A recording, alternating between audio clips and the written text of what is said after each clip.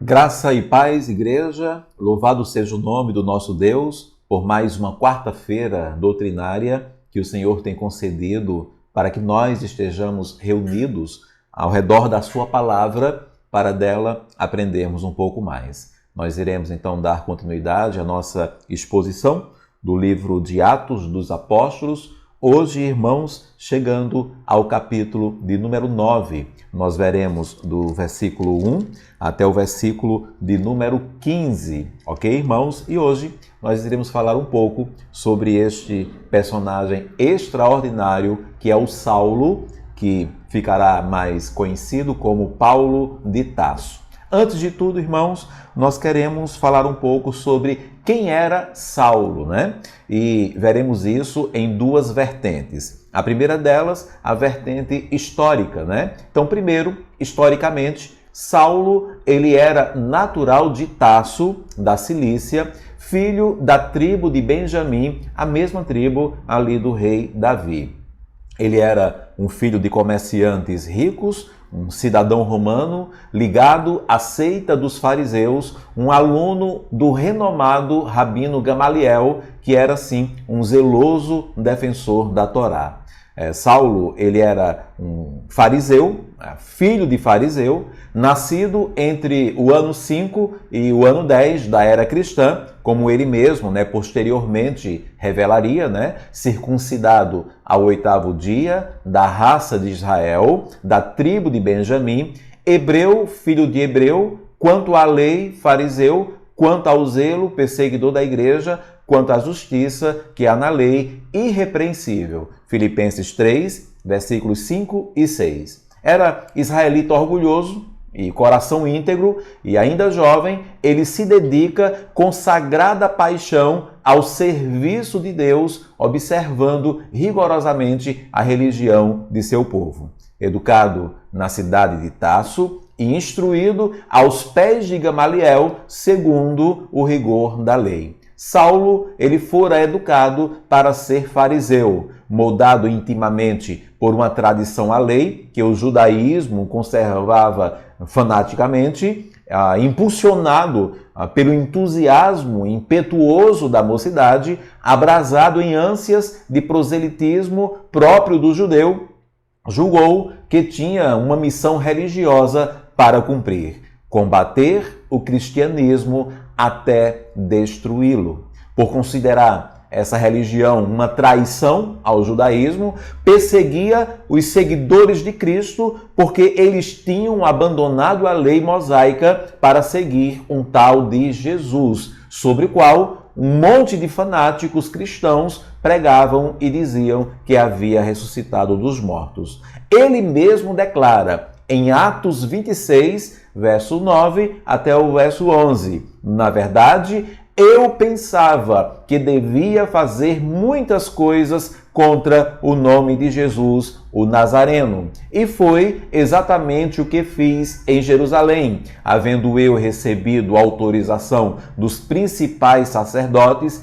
encerrei muitos dos santos na prisão e, quando os condenavam à morte, eu dava o meu voto contra eles. Muitas vezes os castiguei por todas as sinagogas, obrigando-os até a blasfemar, e, demasiadamente enfurecido contra eles, eu os perseguia até em cidades estrangeiras. Ele, como um bom judeu, intelectual e fiel à lei, precisava fazer alguma coisa para acabar com aqueles que estavam destruindo o judaísmo. Então, ele pede cartas de recomendação para perseguir e matar os seguidores do caminho. E esse caminho seria a fé em Jesus como Messias, um modo de viver dos primeiros seguidores de Cristo. Naquele momento, Saulo era a melhor pessoa para liderar a perseguição e a matança dos cristãos. Por ser jovem, audacioso, cheio de empolgação, extremamente zeloso e cumpridor dos preceitos judaicos, e com um temperamento indicado para não suportar nem se flexibilizar aos que pensavam o contrário.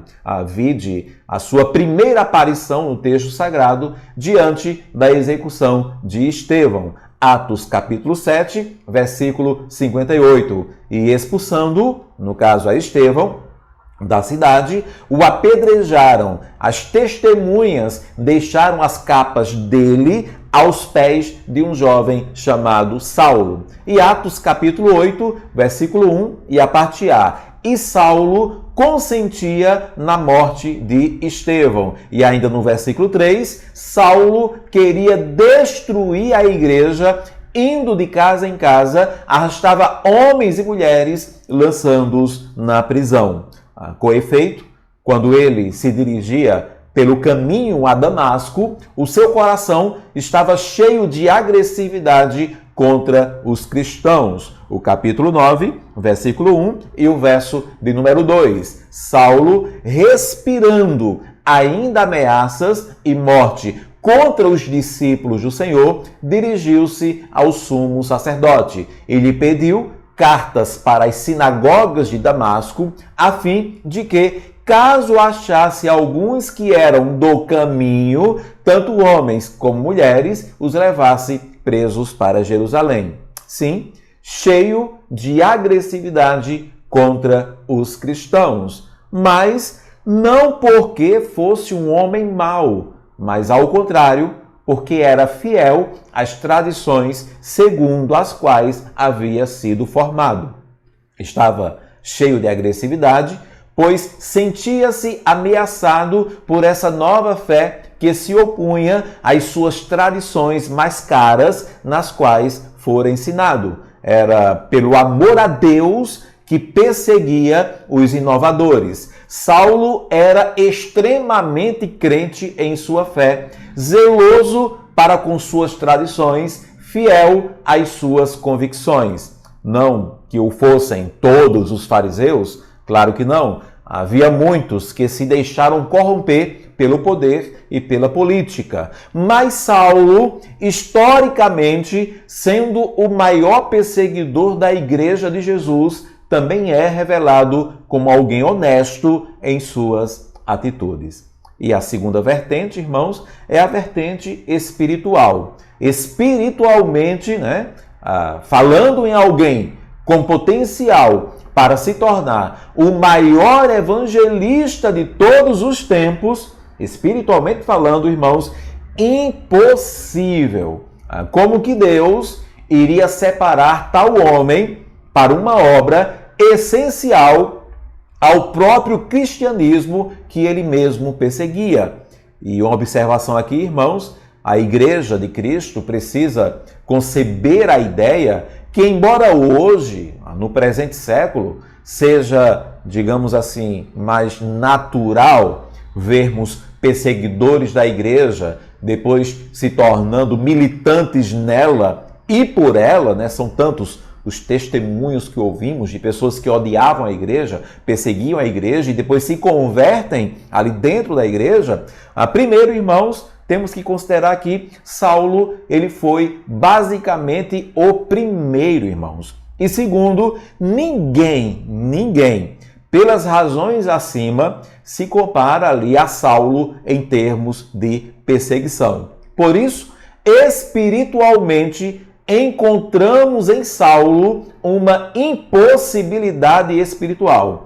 Obviamente, do ponto de vista humano e do ponto de vista finito, Para compreendermos melhor, quando Deus chama Saulo, ele faz três coisas. Primeiro, Deus confunde a expectativa do próprio Saulo. O versículo 3 até o versículo 5 do capítulo 9. Enquanto seguia pelo caminho, ao aproximar-se de Damasco, subitamente uma luz do céu brilhou ao seu redor. Ele caiu por terra e ouviu uma voz que lhe dizia: Saulo, Saulo, por que você me persegue? Ele perguntou: Senhor, quem é você? E a resposta foi: eu sou Jesus a quem você persegue. Saulo, ele tinha um propósito de vida, fazer a vontade de Deus. Saulo tinha um propósito momentâneo,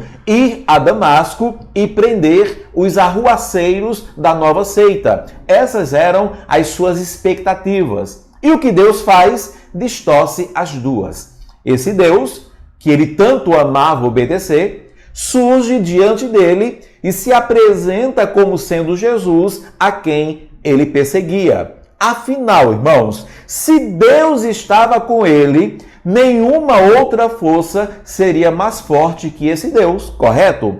Se eu sou zeloso, fervoroso, obediente, fiel, zeloso quanto à palavra, o Deus poderoso está comigo. Logo, se eu sou derrubado por uma luz e uma voz se faz ouvir e me repreende, então só pode ser Deus. E de imediato, essa voz lhe muda a expectativa momentânea. Ele não iria mais a Damasco para prender os cristãos. Ao contrário disso, iria para ficar à disposição deles. O versículo 6, levante-se e entre na cidade, onde lhe dirão o que você deve fazer. Deus confunde a expectativa do próprio Saulo.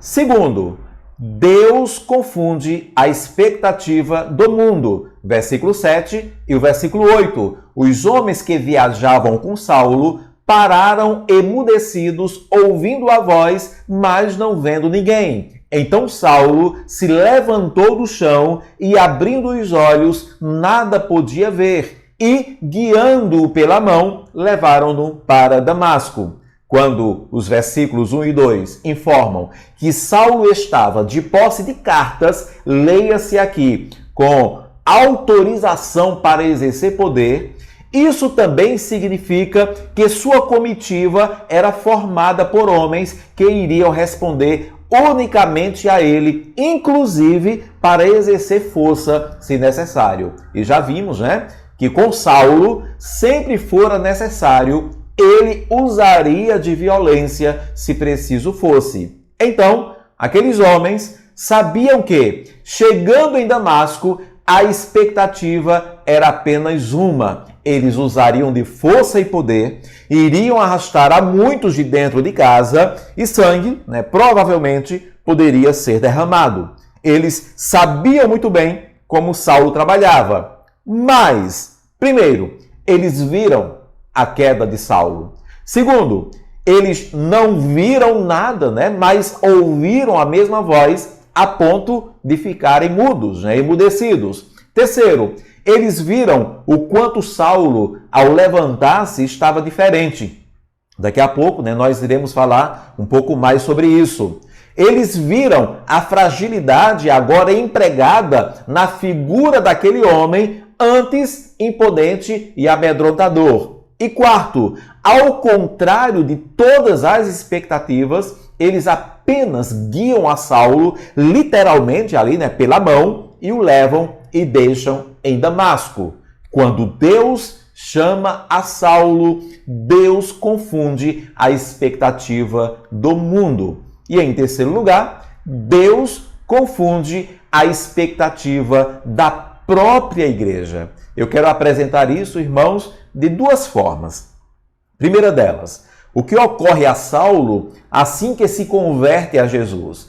Claro, porque se Saulo agora tinha uma certeza, era que Jesus era real e que havia ressuscitado. Dúvidas sobre Cristo era algo totalmente ausente em Saulo agora. Mas o que ocorre de imediato à sua conversão? Assim que ele se converte. Irmãos, ele fica cego. Versículo 8 e o versículo 9.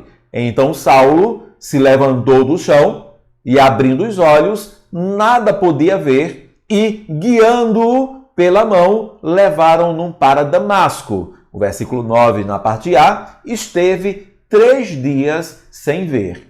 E ainda poderíamos acrescentar que, junto à cegueira, ele enfrentou uma total dependência. O seu direito de ir e vir lhe fora tolhido. Ele precisou até ser direcionado a Damasco. Ele enfrentou de cara ali, um direcionamento. Versículo 6. Mas levante-se e entre na cidade, onde lhe dirão o que você deve fazer. Foi direcionamento de Deus, mas também seria direcionamento daqueles que ele perseguia. E ele enfrentou logo um jejum também, no versículo 9. Esteve 3 dias sem ver, durante os quais nada comeu nem bebeu. Isso foi o que ocorreu ao jovem Saulo, ali aquele novo convertido. E segundo, irmãos, o que ocorre, a igreja, assim que Saulo se converte. Será, irmãos, mais um papo para a próxima quarta-feira, mas eu já adianto que a igreja não ficou muito feliz e confiante com essa possível conversão de Saulo, não. Atos capítulo 9, versículo 10 até o versículo número 15, diz que havia em Damasco um discípulo chamado Ananias. O Senhor lhe apareceu numa visão e disse: Ananias, ao que ele respondeu: eis-me aqui, Senhor. Então o Senhor lhe disse: levante-se e vá à rua que se chama Direita e na casa de Judas. Procure um homem de Tarso chamado Saulo, ele está orando. E numa visão viu entrar um homem chamado Ananias e impor-lhe as mãos para que recuperasse a vista. Ananias, porém, respondeu: Senhor, de muitos tenho ouvido a respeito desse homem, quanto mal tem feito aos teus santos em Jerusalém. E aqui em Damasco, ele tem autorização dos principais sacerdotes para prender todos os que invocam o teu nome.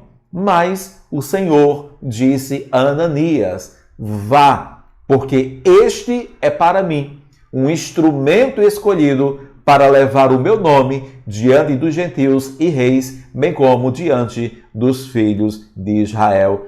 Amém. De fato, irmãos, podemos afirmar que a expectativa da igreja foi sim frustrada com a conversão de Saulo. Quando Deus chama a Saulo, o salva e o comissiona, Deus, ele faz estas 3 coisas. Ele confunde a expectativa do próprio Saulo, ele confunde a expectativa do mundo e ele confunde a expectativa da própria igreja. E que lições, irmãos, podemos aprender com tudo isto? Primeiro, irmãos, não há conversões impossíveis para Deus.